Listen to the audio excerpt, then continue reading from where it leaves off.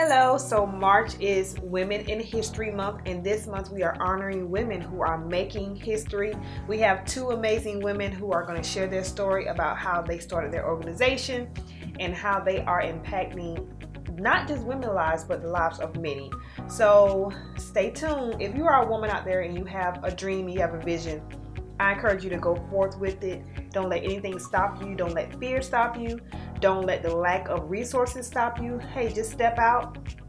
And as you walk, everything you need will fall into place. So women, we are fabulous. And remember that it is nothing too hard for you with Christ. Amen.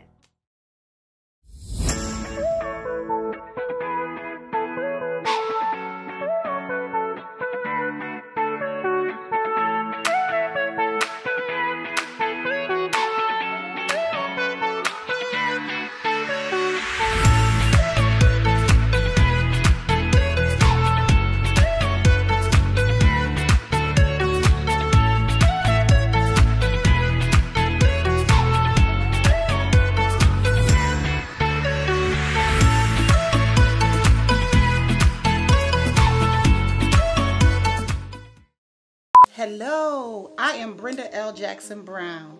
I am the founder of Being Just Brenda Legendary Productions. I am who I am. I am God's chosen daughter. Also, I am considered a masterpiece. My journey started when I had a vision from God. Yes, He still gives visions. I dreamt, or I just thought that God spoke to me. No, I knew God spoke to me. And church girls was doing a lot of stuff. We was going to church and that's all we were doing. But we didn't know how to let the little girl that's been suppressed for so many years come out and have fun. So God gave me a vision to have Savannah's biggest slumber party 11 years ago. It inspired me because I knew we wasn't doing enough for church girls. We had it down pat. We were mothers. We were caregivers. We were those children's mother. We were those spouses to our husbands. But we wasn't letting the little girl come out and play. We were just women who had issues, and the issues were buried, and we didn't deal with life. The organization, Being Just Brenda Legendary Productions, helps women to know who they are and what they believe.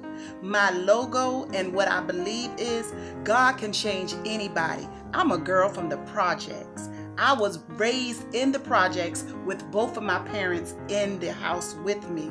But God can make whoever He wants and do whatever He wants. So women were coming with issues and secrets that we had buried down because black people have the best secrets. Because your mama always told you whatever you said in this house stays in this house. So we had secrets, and secrets were suppressing us, and we didn't deal with our issues.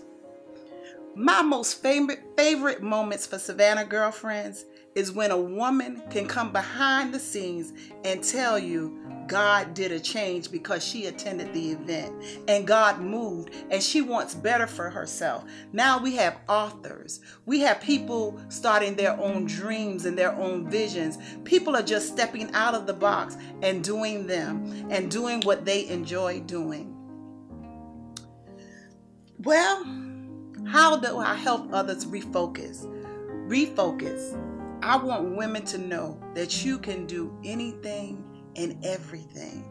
Women have so many hidden agendas, so many issues and problems that we don't deal with. And only thing it starts with is prayer. If you want to refocus, start praying and asking God to help you get direction. What motivates me to go on when I can be in the mall and somebody says E-Ba-Ba. E-Ba-Ba is our signature call. You would hear it if you came to an event over and over again. What also motivates me is when women come together and you can see them laughing. You can see them dancing. You can see them crying, and you can see those little girls that are now grown-up women with issues playing and having a whole lot of fun. That's what motivates me to do what I do. I am Brenda L. Jackson Brown, and I enjoy life, and I love being Brenda.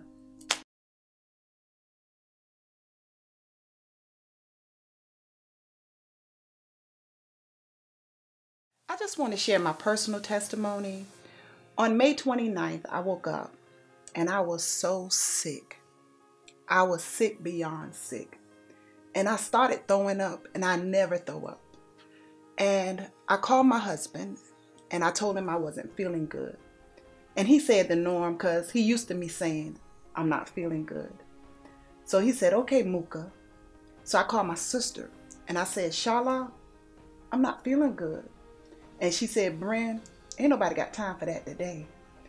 So I laid the phone down and I remember just throwing up, and she could hear me. So I said, I have to open this door because somebody has to come see about me. Not knowing who or what, but the Holy Ghost helped me. And I called my job because I knew I was supposed to be at work. And whoever answered the phone, I said, I'm sick. Please send somebody to come see about me. But I knew I had to get to that door. And I was weak and I was not feeling my best. So I did get to the door. God gave me strength to get to the door. And I laid across the bed. And laying across the bed, I heard them come in. And I heard them say, Brenda L., where are you? And I remember saying, I'm here. So when I looked up, I can recall the doctor from Hospice Savannah, the nurse, the chaplain, and a student. And when the doctor saw me, she said, Brenda L., you are sick. And she said, I'm going to call the ambulance. And I said, okay. They took me to the hospital, and I'm still just throwing up, just sick. They took me to the hospital and they got me in there, and I remember somebody saying, it's her gallbladder.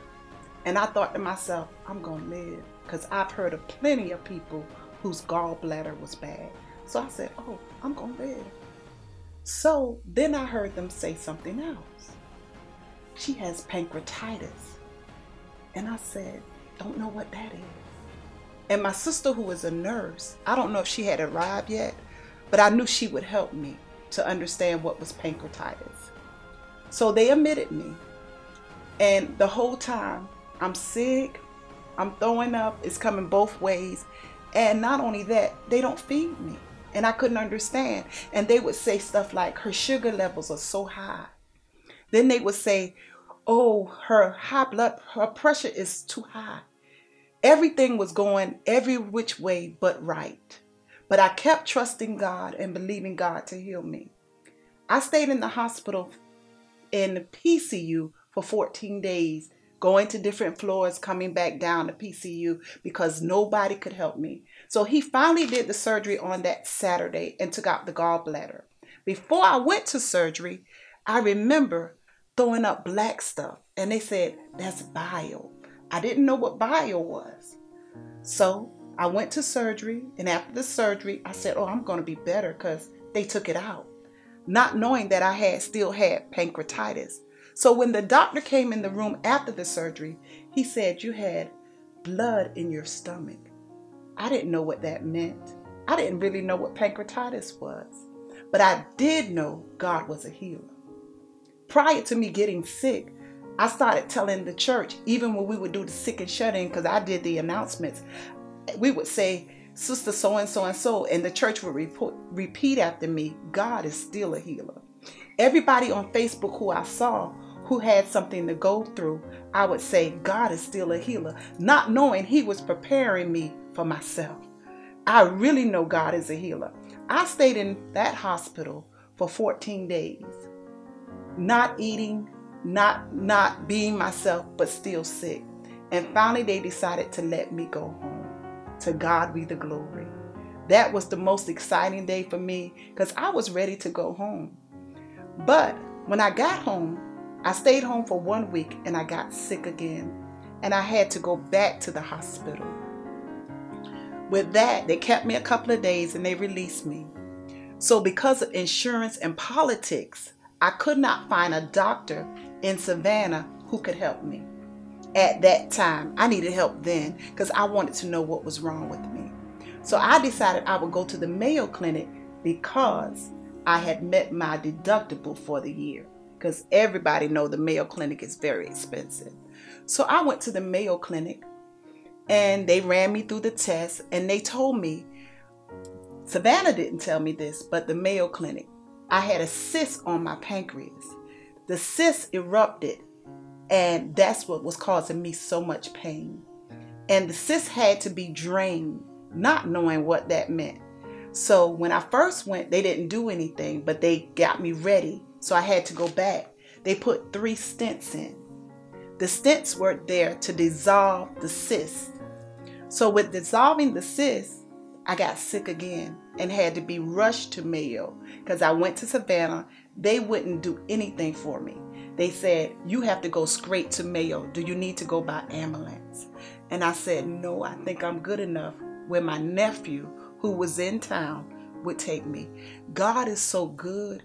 Every time I got sick, he had someone in place to take care of me. So we went to the Mayo Clinic. I got admitted. They put 3 more stents. So I had a total of 6 stents in me.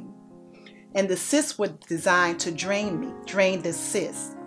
The stents were designed to drain the cysts. So the 3 stents wasn't working properly. So that's when they put the 3 more in. So I went back home. They kept me a couple of days, 3 or 4 days at the Mayo Clinic. Then I came back. Bishop Gilbert Grant decided that she wanted to give a benefit prayer vigil for me. Not vigil because I ain't dead. So I told her that was fine. Usually I don't let anybody do anything for me like that. So they did prayer for me on February 4th. I'll never forget that date. Prayer changed my life. It changed my life. And I knew that day I was healed. February 4th. I knew God had touched me because I felt a shifting in my body. February 28th came. It was time for me to go back to the Mayo. I was just going for confirmation because I believed God and I already knew what God was going to do. God had already done. So when the doctor went back in me, she told me the cyst had shrunk. To God be the glory. The cyst shrunk to 0. When I first went there, I think it was like a 18, but it shrunk to 0. God can do anything but fail. He did it for me. He did it for me, a girl raised in the projects. If he did it for me, a girl who loves God, he did it for me, a girl who worships him all the time. He can definitely do it for you. Just trust God and believe God is still a healer.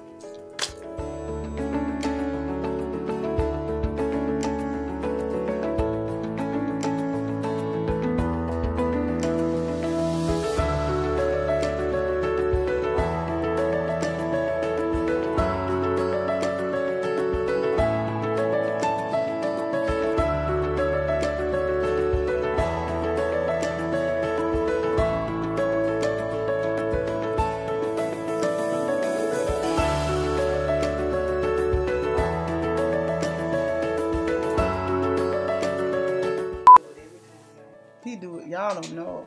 I was so sick that I was like a baby. And y'all, I was 300 pounds. And you can see now I ain't 300 pounds. They did everything for me. They washed me. They cleaned me when I went to the bathroom. Every time I had an accident, they took care of me. Family, friends, and the nurses. God gave me so much favor. I didn't see nothing the whole time I was sick but the love of God. The love of God. The love of God is amazing. But if you do unto others, he'll do unto you. That's my story. That's my story. That's why I'm wearing these little pants, because I was 300 pounds.